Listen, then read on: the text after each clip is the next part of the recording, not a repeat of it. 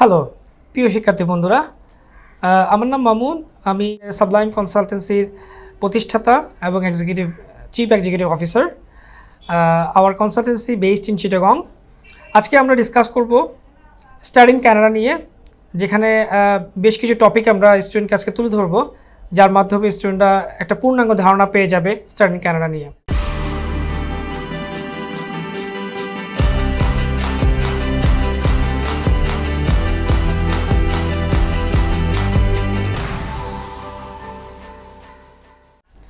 First, Canada উত্তর আমেরিকার একটি ফার্স্ট ওয়ার্ল্ড একটি দেশ, যেখানে প্রত্যেক বছর সারা ওয়ার্ল্ড থেকে অনেক স্টুডেন্ট পড়াশোনা উচ্চশিক্ষার জন্য কানাডাতে পাড়ি জমিয়ে থাকেন।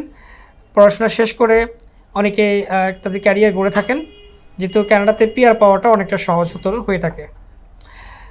যেহেতু আমাদের আজকে টপিক হচ্ছে উচ্চশিক্ষা ইন কানাডা, আমরা সেই বিষয়টা নিয়ে ইনডিটেলস আমরা আলোচনা করব। ফার্স্ট আমরা আলোচনা করব কানাডাতে কতটা সেশন হয়ে থাকে। কানাডাতে ইন্টারন্যাশনাল স্টুডেন্টদের জন্য বছরে 2টা ইনটেক হয়ে থাকে, কখনো কখনো 3টা হয়ে থাকে, বাট মেইনলি হচ্ছে 2টা ইনটেক। জানুয়ারি ফেব্রুয়ারি একটা ইনটেক, সেপ্টেম্বর একটা ইনটেক, আরটা এপ্রিল মেতে একটা ইনটেক হয়ে থাকে। এবং স্টুডেন্টদের ক্ষেত্রে মোস্ট ইম্পর্ট্যান্ট যে ব্যাপারটা, আমরা কী ধরনের স্টুডেন্টগুলো ওখানে অ্যাডমিশন পেয়ে থাকে এবং ভিসা পাওয়ার প্রক্রিয়াগুলো কেমন হয়ে থাকে আমরা ডিটেলস আলোচনা করব। অ্যাডমিশন রিকোয়ারমেন্ট, নর্মালি যারা আন্ডারগ্রেড পড়তে যান তাদের ক্ষেত্রে ও লেভেল শেষ করতে হয় অথবা এইচএসসি শেষ করতে হয়, দেন সে আন্ডারগ্রেড পড়তে পারে। আর যারা মাস্টার্স পড়তে যায় তারা বাংলাদেশ থেকে ব্যাচেলর ডিগ্রি শেষ করে মাস্টার্স জন্য অ্যাপ্লাই করতে পারে। ইন ডিটেলস আলোচনা করতে গেলে আমরা যদি সিজিপিএর কথা বলে থাকি, ব্যাচেলর এইচএসসি আর এইচএসসি ক্ষেত্রে, সেকেন্ডারি হায়ার সেকেন্ডারি ক্ষেত্রে minimum 60%, that mean 3.0 out of 5 থাকতে হবে, তারপরে সে ব্যাচেলর জন্য অ্যাপ্লাই করতে পারবে। ইংলিশ প্রফিসিয়েন্সি স্কিল টেস্ট করার জন্য আমরা নর্মালি ধরে থাকি হচ্ছে আইএলটিএসে, অথবা অনেকে পিটিএ দিয়ে থাকে। আইএলটিএস পিটিএ কমনলি নোন, একদম খুব মোটামুটি সবাই জানে আইএলটিএস পিটিএ। আর এখন নতুন করে কোভিডের কারণে ডিউলিঙ্গো দিয়ে হয়ে থাকে, তবে ডিউলিঙ্গের ব্যাপারে আমরা আরেকটা ভিডিওতে ডিসকাস করব, কারণ ডিউলিঙ্গো শুধু অ্যাডমিশন পারপাসে ব্যবহৃত হয়, নট ফর ইমিগ্রেশন পারপাসে, আমরা ভিসা পারপাসে আমরা ইউজ করতে পারবো না। আইএলটিএস রিকোয়ারমেন্ট ফর আন্ডারগ্রেজুয়েটের জন্য আমরা নর্মালি ধরে রাখি ওভারঅল 6.5, কোনোটা 6.0 নিচে আসতে পারবে না ইন্ডিভিজুয়াল মডিউলের উপরে। This is the common requirement. As well as the মাস্টার্সের জন্য same requirement for IELTS 6.5 and overall no one shouldn't be 6.0 individual modules. এর চেয়ে কমে আসলে তখন গিয়ে যারা মাস্টার্স পোস্ট গ্রাজুয়েট স্টাডি পড়তে যায় তাদের ক্ষেত্রে পি মাস্টার্স চিন্তা আমরা করতে হবে, অথবা পিজিজি প্রোগ্রাম চিন্তা আমরা করতে হবে। আর যারা কিনা আইএলটিএস 6.5 যাদের নেই, তারা ইএসএল প্রোগ্রামের মাধ্যমে অ্যাপ্লাই করতে পারবে। তবে কিছু সব university direct conditional offer letter দিয়ে থাকে না। মেক শিওর যেই সকল ইউনিভার্সিটি কন্ডিশনাল অফার লেটার দিয়ে থাকে তারা কম স্কোর দিয়ে অ্যাপ্লাই করতে পারবে। পাশাপাশি বেশ কিছু পাবলিক কলেজ যেগুলোতে আইএলটিএস স্কোর একটু কম হলে তারা পিজিডি প্রোগ্রামের জন্য অ্যাপ্লাই করতে পারবে, অথবা অ্যাডভান্স ডিপ্লোমার জন্য অ্যাপ্লাই করতে পারবে আন্ডার গ্রাজুয়েট স্টুডেন্টরা। PGD program, masters, postgraduate program হিসেবে আমরা ধরে নিতে পারি। এই তো গেল ব্যাপার। আর বেশ কিছু কলেজ আছে যেগুলোতে আমরা এবার নাও কথা বলবো। এবার হচ্ছে রিগার্ডিং টিউশন ফিস। কানাডাতে মোস্ট অফ দ্য পাবলিক এবং প্রাইভেট ইউনিভার্সিটি মিলে অলমোস্ট 1500, আমি সো ফর 1500 ইউনিভার্সিটি আছে, college and universities, including all those province, সবগুলো প্রভিন্স মিলে। কমনলি বাংলাদেশি স্টুডেন্টদের খুবই প্রিয় হচ্ছে অন্টারিও রিলেটেড যে সকল অন্টারিও প্রভিন্সে যে সকল ইউনিভার্সিটি কলেজ আছে সেগুলো। ব্রিটিশ কলম্বিয়াতে যে সকল ইউনিভার্সিটি কলেজ আছে সেগুলো খুবই পছন্দের ইউনিভার্সিটি কলেজ, প্রভিন্সটা খুবই পছন্দের। যার মধ্যে পার্টিকুলারলি যদি বলতে যাই স্পেসিফিক, ভ্যানকুভারে বেশ কটা কলেজ এবং ইউনিভার্সিটি, যদিও ভ্যানকুভার অনেকটা চুজ করার ক্ষেত্রে মেইন যে রিজন সেটা হচ্ছে যে ওয়েদার। ওখানকার ওয়েদার খুবই আমাদের দেশে শীতকালে যেরকম ওয়েদার থাকে অলমোস্ট সেরকমই ওখানে বলা চলে, যার কারণে স্টুডেন্টদের কাছে খুবই ফেভারিট। না হলে in the meantime others যেই প্রভিন্সগুলো আছে সেগুলোতে মোটামুটি ভালোই ঠান্ডা পড়ে, যে কারণে স্টুডেন্টরা অতটা যেতে চায় না। টরন্টোতে অনেকে যেতে চায়, অনেকে টরন্টোতে মুভ করে কারণ বেটার ফ্যাসিলিটির কারণে। আসলে প্রভিন্স সিলেকশনের ক্ষেত্রে একটা জিনিস কাজ করে, যেটা হচ্ছে যার যে ফ্যাসিলিটি, অনেক আত্মীয় স্বজন আছে, অনেকে পরিচিত বাই আছে, বা কাছের মানুষ আছে বা দূরের আত্মীয় স্বজন আছে, তাদের উপরে নির্ভর করে অনেকে প্রভিন্স সিলেক্ট করে থাকেন, অথবা যেহেতু কানাডাতে যাওয়ার পর প্রভিন্স চেঞ্জ করা যায়, ইউনিভার্সিটি কলেজ চেঞ্জ করা যায়, সো এটা নিয়ে খুব একটা বেশি প্রবলেম হওয়ার কথা না। ইউনিভার্সিটি টিউশন ফিগুলো নর্মালি হয়ে থাকে, ডিপেন্ড করে পাবলিক ইউনিভার্সিটিতে একরকম টিউশন ফি, প্রাইভেট ইউনিভার্সিটিতেও আরেক রকম টিউশন ফি হয়ে থাকে। পাবলিক ইউনিভার্সিটিগুলো থেকে টিউশন ফি নর্মালি 10,000 থেকে শুরু করে 15,000 ক্যাডের ভিতরে থাকে per year tuition fees for undergrad and bachelor মাস্টার্সের যেটাই বলি না কেন আমরা। আর সামটাইমস এটা ডিপেন্ড করে আসলে প্রোগ্রামের উপরেও কিন্তু ডিপেন্ড করে, প্রোগ্রাম কলেজ ইউনিভার্সিটি সব, but I'm talking about the on average যে ইউনিভার্সিটিগুলো সেগুলোতে নর্মালি 10 to 12,000 থেকে শুরু করে একদম 15 to 16,000 পর্যন্ত পার ইয়ার টিউশন ফি পে করতে হয় একটা আন্তর্জাতিক ছাত্রকে, একজন ইন্টারন্যাশনাল স্টুডেন্টকে। প্রাইভেট ইনস্টিটিউশনগুলোতে 15 থেকে শুরু করে 24,000 পর্যন্ত পার ইয়ার টিউশন ফি পে করতে হয় ক্যানাডিয়ান ডলার, যা কিনা একটু এক্সপেন্সিভ, বাট যেমনটা বাংলাদেশি স্টুডেন্টরা নর্মালি প্রাইভেট ইউনিভার্সিটি চুজ করে থাকে কেন, কারণ এখানে রিকোয়ারমেন্ট কিছুটা হলেও শিথিল থাকে। কারণ পাবলিক ইউনিভার্সিটিতে রিকোয়ারমেন্ট অনেক হাই থাকে, ইংলিশ প্রফেশন থেকে নো এক্সকিউজ, একাডেমিক রেজাল্টের ক্ষেত্রে no excuse, so requirement meet করাটা একটু ডিফিকাল্ট হয়ে যায়, যার কারণে যে সকল শিক্ষার্থী পাবলিক ইউনিভার্সিটিতে তাদের রিকোয়ারমেন্ট মিট করতে পারে না, তারা গিয়ে প্রাইভেট ইউনিভার্সিটি চিন্তা ভাবনা করে। প্রাইভেট ইউনিভার্সিটির মধ্যে বেশ উল্লেখযোগ্য হচ্ছে failure Dickinson university Vancouver, new York science and technology Vancouver, Canada West, University of Canada West Vancouver. These are the university commonly known in private university for international students.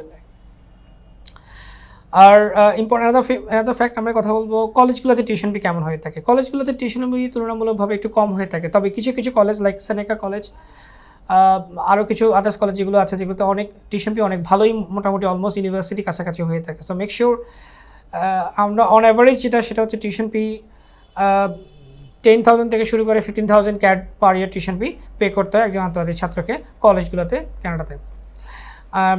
Sponsor আমরা now এইগুলো university admission requirement, tuition fees, CGPA result. আমরা আরেকটা important কথাও বলতে ভুলে গিয়েছিলাম, সেটা হচ্ছে যে সিজিপিএ রেজাল্ট ইন ব্যাচেলরের ক্ষেত্রে 60% রেজাল্ট, 60% রেজাল্ট হয়ে থাকে নর্মালি আউট অফ ফোরে যেন অবশ্যই 2.8 বা 2.9 minimum requirement, but normally 60% result হচ্ছে 2.4 বা 2.4 দিয়ে আসলে ভালো ইউনিভার্সিটি অ্যাডমিশন পাওয়া very difficult. But normally below 3 যেন না আসে নর্মালি এই স্টুডেন্টগুলো, বা যাদের বিলো 3 আছে আউট অফ 4-এ সিজিপিএ রেজাল্ট, তাদের ক্ষেত্রে আমরা নর্মালি বলে থাকি যেন তারা তাদের আইএসএস করে যেন ভালো করে তারা তখন প্রাইভেট ইউনিভার্সিটিগুলো তারা সিলেক্ট করতে পারবে ফর অ্যাডমিশন পারপাসে।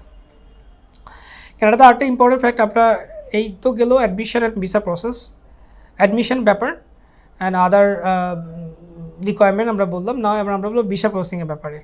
আমরা প্রসেসিংগুলো 1 by 1 বলে যাবো। একজন শিক্ষার্থী তার সিলেক্টেড ইউনিভার্সিটিতে অ্যাপ্লাই করবে থ্রু অ্যান অ্যাপ্লিকেশন ফিস দিয়ে। নর্মালি অ্যাপ্লিকেশন ফিস হয়ে থাকে $100 থেকে $120, কোথাও কোনো ইউনিভার্সিটিতে 125 থেকে $150 হয়ে থাকে, depends on university, depends on college.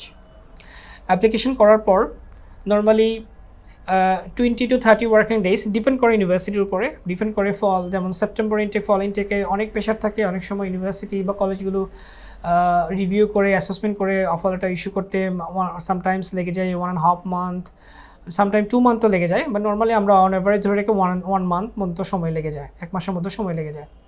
Offer letter পাওয়ার পর student according to offer letter যদি কোনো কন্ডিশন মেনশন করা থাকে সেই কন্ডিশন ফিল আপ করবে, আর যদি কন্ডিশন না মেনশন করা থাকে তাহলে সে নেক্সট স্টেপে যাবে হচ্ছে তার টিউশন ফি সাইন করবে থ্রু স্টুডেন্ট অ্যাকাউন্ট দিয়ে। তার স্টুডেন্ট অ্যাকাউন্ট, তার নিজের নামে স্টুডেন্ট অ্যাকাউন্ট ওপেন করবে বাংলাদেশের যে সকল ব্যাঙ্কগুলো like city bank, EBL, commercial bank of Ceylon, এই ধরনের ব্র্যাক ব্যাঙ্ক, এই ধরনের ব্যাঙ্কগুলো কমনলি স্টুডেন্ট ফাইল প্রসেস করে থাকে, প্রিমিয়ার ব্যাঙ্ক। তো তাদের মাধ্যমে স্টুডেন্ট ব্যাঙ্ক ওপেন করে সেই অ্যাকাউন্টে টাকা রেখে ওই অ্যাকাউন্ট থেকে সে ইউনিভার্সিটির অ্যাকাউন্টে ট্রান্সফার করবে টাকাটা, পরবর্তী ইউনিভার্সিটিকে ইমেল দিয়ে কনফার্ম করবে। উইথিন 15 to 20 ওয়ার্কিং ডেজের মধ্যে সে ফাইনাল অ্যালোয়ে পেয়ে যাবে, ফাইনাল অ্যালোয়ে লেটার অফ অ্যাকসেপ্টেন্স, যা দিয়ে সে কিনা পরবর্তী ভিসার জন্য রেডি করবে, ভিসার জন্য দাঁড়াতে পারবে। অ্যান্ড এর পরবর্তীতে ইম্পর্টেন্ট ফ্যাক্ট যেটা সে কাজ করছে, স্টেপ হিসাবে কাজ করছে, অ্যালোয়ে পাওয়ার পর তার ভিসা সাবমিশনের যে প্রক্রিয়া সেটা সে শুরু করবে, লাইক তার অল একাডেমিক ডকুমেন্টস প্লাস তার IELTS প্লাস তার sponsor documents, birth certificate, police clearance, এই সমস্ত ডকুমেন্ট সে রেডি করবে অ্যাকর্ডিং টু দ্য চেকলিস্ট অনুযায়ী। নর্মালি স্টুডেন্টের রিকোয়ারমেন্ট খুব একটা বেশি থাকে না, তার বার্থ সার্টিফিকেট সে ইংলিশ অনলাইন করে নেবে, তার একাডেমিক ডকুমেন্ট তো তার সাথে থাকবে, আইএস সার্টিফিকেট তার সাথে থাকবে, পাসপোর্ট তো আছেই তার, আর এর বাইরে তার লাগছে কিছু ছবি, এছাড়া তার তেমন কিছু লাগছে না। স্পন্সর অনেক ডকুমেন্ট লাগছে, লাইক যিনি স্পন্সর হবেন বাবা হতে পারে, স্পন্সর মা হতে পারে, বড় ভাই হতে পারে, বড় বোন হতে পারে, চাচা হতে পারে। বাট রিলেশন প্রুভ করার ক্ষেত্রে ইম্পর্টেন্ট হচ্ছে যে রিলেশন প্রুভিং, যে চাচা হয়েছে বা খালা হয়েছে, অথবা তার বড় ভাই, বাপ। নর্মালি আমাদের দেশে আসলে বাবা এবং মাই হয়ে থাকে। এর বাইরে অনেকে বলে থাকেন যে আঙ্কেল আন্টি, দূরের আঙ্কেল আন্টি হতে পারে কিনা। আসলে দূরের আঙ্কেল আন্টি না করাটাই বুদ্ধিমানের কাজ। আপনার বাবা মা আপনার শিক্ষার যাবতীয় খরচ বিয়ার করছেন না, আপনার দূরের একজন আঙ্কেল বিয়ার করবেন, সে কেন বিয়ার করবেন, সেই রিজনটা প্রুভ করতে হবে। বাট আমরা we are not neglecting this issues, but we are encouraging this. সেক্ষেত্রে ফার্স্ট প্রায়োরিটি, ফার্স্ট ব্লাড বাবা মা, অথবা নিজের আত্মীয় স্বজন, ভাই বোন, বড় ভাই বড় বোন, এরা হলে সবচেয়ে বেশি পজিটিভিটি নিয়ে থাকে ওরা। অথবা যারা পোস্ট গ্রাজুয়েট পড়তে যায় তার নিজের স্পন্সর নিজে হতে পারবে, সো এটা নিয়ে কোনো প্রবলেম নেই। আর ইম্পর্টেন্ট ফ্যাক্ট হচ্ছে যে স্পন্সর ডকুমেন্টস। এই স্পন্সর ডকুমেন্ট শুধু ফিনান্সিয়াল ডকুমেন্ট, ব্যাংকে অ্যাটলিস্ট 35 থেকে 40 লাখ টাকা অ্যাপ্রক্সিমেট আমরা ধরে নিচ্ছি, এই টাকাটা সে রাখবে। এর বাইরে তার ফিক্সড প্রপার্টি, যেমন লিকুইড মানি হচ্ছে তার এফডিআর হতে পারে, তার সঞ্চয়পত্র হতে পারে, পারিবারিক সঞ্চয়পত্র হতে পারে, তার ডিপিএস হতে পারে। তো এই ধরনের যা ফান্ডিং, যেখানে যেসব সেক্টরে উনি ফান্ডিং, বা অনেকে পোস্ট অফিসে ডিপিএস করেন, সো ওগুলো বা ফিক্সড ডিপোজিট করেন, ওগুলো হলেও আমরা কানাডাতে যে স্পন্সর ফান্ডিং হিসাবে এম্বাসি অ্যাকসেপ্ট করে, আমরা রিকমেন্ড করবো এগুলো সাবমিট করতে পারবে। এর বাইরে স্পন্সর ডকুমেন্ট, কিছু ফিক্সড প্রপার্টি, যেগুলো লিকুইড মানির ব্যাপার, কিছু fixed property, like fixed property হচ্ছে ওনার একটা গাড়ি থাকতে পারে, ওনার বাড়ি থাকতে পারে, ওনার নামে খালি জায়গা থাকতে পারে। তো যে সকল সম্পত্তিগুলো ফিক্সড আছে ওইগুলো শো করবে, যার একটা ইভ্যালুয়েশন করে, প্রপার্টি ইভ্যালুয়েশন করে একটা আনুমানিক মূল্যায়ন ধরা হবে, বাজার মূল্য, যা কিনা 80 to 1 crore, সামটাইম 1.5 crore বা 2.5 crore, হোয়াট এভার যে অ্যামাউন্টটা হয় না কেন, এটা একজন একটা সিএ ফার্মে গিয়ে, অথবা একজন লয়ার, যারা ফার্ম আছে ল ফার্ম দিয়ে, সিএ ফার্ম থেকে মূলত করে দিতে পারে, বা অথবা যিনি বা যে এজেন্সি থ্রুতে, বা আমরা নিজেরাও স্টুডেন্টকে আমরা অনেক হেল্প করি প্রপার্টি ইভ্যালুয়েশন ক্ষেত্রে। সো এটা খুব একটা প্রবলেম করবে না ওদের ক্ষেত্রে, ইভ্যালুয়েশনের ক্ষেত্রে। অ্যান্ড স্পন্সরের তাহলে ফিক্সড প্রপার্টি ডকুমেন্ট লাগবে, স্টুডেন্টের লিকুইড মানি ডকুমেন্ট লাগবে স্পন্সরের, আর হচ্ছে যে স্পন্সর রিলেশন প্রুভ করার জন্য বাবা মা হলে তো এনআইডি, ওনার পটো আইডি মিনস হচ্ছে এনআইডি, অথবা ইদার পাসপোর্ট বাবা মার। সো এই ডকুমেন্টগুলো ওদের প্রয়োজন পড়বে। আর this are the information about study in Canada. কস্টিংয়ের ব্যাপারে যদি বলতে যাই, কস্টিংটা normally approximate 1 semester tuition fee pay করে, এজেন্সি সার্ভিস চার্জ পে করে, স্টুডেন্টের এয়ার টিকেট, এভরিথিং মিলে অ্যাপ্রক্সিমেট 8 to 9 লাখ টাকার মতো একটা খরচপাতি আসতে পারে, ডিপেন্ডস করে তার যে প্রোগ্রামে যাচ্ছে। বাট আমরা we are talking about the on average 8 to 9 lakh টাকার মতো একটা কস্টিং হতে পারে। আরেকটু ডিটেলস আমরা যদি বলতে যাই কস্টিং নিয়ে, ক্যানাডাতে স্টুডেন্টরা উচ্চশিক্ষার জন্য কী কী কস্টিং হয়ে থাকে, তাদের নর্মালি স্টুডেন্টরা চিন্তা ভাবনা করে। যেমন আমি বলে দিলাম যে 8 থেকে 9 লাখ টাকা খরচা হয়ে থাকে, কিন্তু এই খরচাগুলো কোন কোন খাতে হয়ে থাকে এটার একটা এক্সপ্লেনেশন আমি ইন ডিটেলসে একটু ধারণা দেওয়ার চেষ্টা করছি স্টুডেন্টকে। নর্মালি একটা স্টুডেন্টকে ফার্স্ট যে কস্টটা করতে হয় অ্যাপ্লিকেশন ফিস, যেমনটা আমি বলছিলাম অ্যাপ্লিকেশন ফি 100 থেকে 125 ডলার বা 150 ডলারের মধ্যে হয়ে থাকে ক্যাড। এরপরেই আসে টিউশন ফিস। তো টিউশন ফি নর্মালি সে 5 থেকে 7,000 ক্যাডের মধ্যে সাইন করতে হয়। তো এটা গেলো তার ফার্স্ট সেমিস্টার টিউশন ফিস। আলাদা থিং হচ্ছে তার, আমরা বলতে পারি সে কস্ট করে থাকে হচ্ছে যে তার টিউশন ফি, পরবর্তীতে তার অ্যাম্বাসি ফি মূলত 15,000 টাকার মতো হয়ে থাকে। এরপরে তার মেডিকেল ফি হয়ে থাকে 5,000-6,000 টাকার মতো, যাকে না সে মেডিকেল করবে ওয়াফ সেন্টারে বা রিকগনাইজ, কানাডা গভর্নমেন্ট কর্তৃক রিকগনাইজ যে সকল মেডিকেল সেন্টার, ওগুলোতে যে মেডিকেলটা করে নেবে। থার্ড কস্ট হচ্ছে যে এর পরবর্তীতে কস্টিং হচ্ছে তার যেমন ডকুমেন্ট নোটারি অ্যাটাস্টেশন, বিকজ যেহেতু আপনি আপনার বাবার অনেক ফিক্সড প্রপার্টি ডকুমেন্ট বাংলা আছে, এগুলোকে ইংলিশ করবেন, এখানে ট্রান্সলেশন বা নোটারি কস্টিং আপনার একটা বড় ফ্যাক্ট হিসাবে কাজ করছে। বাবার এনআইডি বাংলা আছে, ইংলিশ করতে হবে, এখানে নোটারি ট্রাস্টের কস্ট আছে। বাবা মার প্যারেন্টসের আর যদি আদার্স কোনো রকমের কোনো ডকুমেন্ট থেকে থাকে বাংলা থেকে ইংলিশ করতে হবে, এখানে একটা কস্টিং আছে। আপনার একাডেমিক ডকুমেন্ট সমস্তগুলো আপনি নোটারি করবেন, এখানে একটা কস্টিং আছে। এর বাইরে যেমন আপনার বাবার নামে যদি বিজনেসম্যান হয়ে থাকেন তাহলে ওনার ট্রেড লাইসেন্স বাংলা থেকে ইংলিশ করতে হবে। বাবার যেমন উনি ব্যাড ট্যাক্স দিয়ে থাকেন, ব্যাড ট্যাক্সের ডকুমেন্টগুলো নোটারি ট্রান্সলেট করতে হবে। সো এই নোটারি ট্রান্সলেটে এখানে আপনার 5,000 টাকার মতো খরচা চলে আসবে। এর বাইরে আপনার খরচা হতে পারে, যেমন আপনি ডকুমেন্ট যদি ডিএচএল করতে হয় ইউনিভার্সিটিকে, তাহলে ওখানে আপনার নর্মালি ডিএচএল বা ফেডেক্সের যেরকম এই ডকুমেন্ট সেন্ড করতে হয়, এখানেও মোটামুটি 2,200 থেকে শুরু করে 2,250 থেকে শুরু করে 2,500 টাকার মতো আপনার খরচা হতে পারে। এর বাইরে আপনার কস্ট হতে পারে, যেমন আপনি ভিসা প্রক্রিয়া ডান, এম্বাসি ফি থেকে শুরু করে সমস্ত কিছু ডান করে দিলেন। এর বাইরে আপনার কস্টিং আছে, যেমন আপনার ব্যাংক, আপনার নিজের ব্যাংক আছে, নিজে ব্যাংক দেখালেন, বা ব্যাংক যদি আপনার নিজের না থাকে তাহলে ব্যাংক লোন করে, বিভিন্ন ব্যাংক লোন দিয়ে থাকেন, ব্যাংক লোন করবেন, ওখানে একটা কস্টিং আপনার ফিস আপনাকে পে করতে হবে।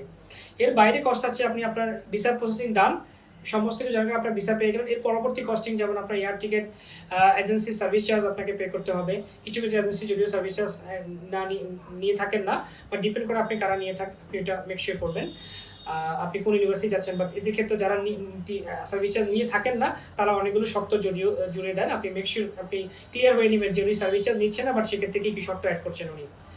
আর যারা সার্ভিস চার্জ নিয়ে থাকেন তাহলে আপনার application fees, DHL cost, tuition fees, embassy fees, notary translate fees, agency service charge, আপনার এয়ার টিকিট, হ্যান্ড ক্যাশ, এই সকল বিষয় মিলেই কিন্তু আপনার আমি এই 8-9 লাখ টাকার একটা কস্টিং আপনাকে বাজেট প্ল্যান।